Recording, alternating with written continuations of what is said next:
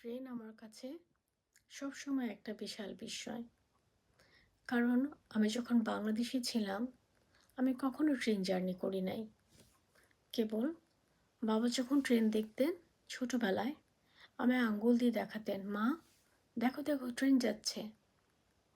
তারপর আমার যখন মেয়ে হলো, আমিও আমার মেয়েকে দেখাতাম, মা দেখো দেখো ট্রেন যাচ্ছে।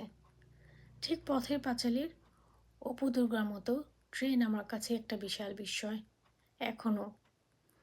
এখন যখন ট্রেন জার্নি করি, চারপাশটা এত সুন্দর, তারপরেও আমি খুঁজে বেড়াই আমার গ্রামের বাড়ির চারপাশটা।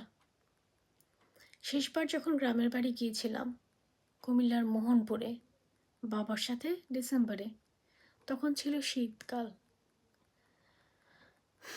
সর্ষে ক্ষেত ছিল, ধান ক্ষেত ছিল, কুয়াশা ছিল, শিশির ছিল, সন্ধ্যায় ঝিঝি পোকার ডাক ছিল, পুকুর পাড়ে জোনাকি পোকা ছিল।